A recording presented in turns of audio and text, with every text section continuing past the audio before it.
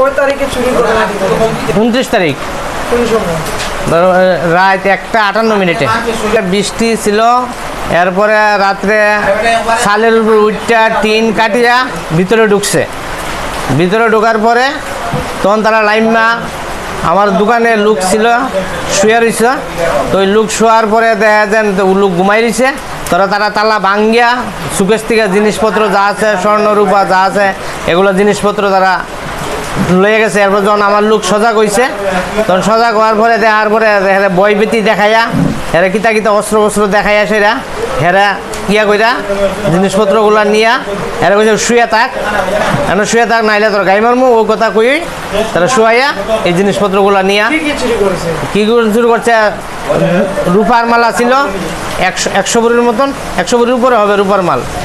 আর স্বর্ণের কানের আংটি আছিল 1 ভরি সেরেনার মতন বিছানা।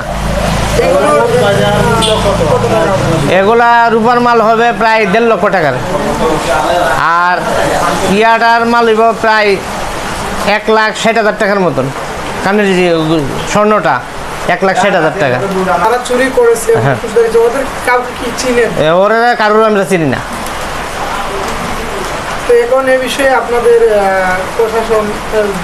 প্রশাসনের উদ্দেশ্য হইল, প্রশাসনে বলছে যে এটা দেখবো, এই অবস্থাতেই আমরা আছি।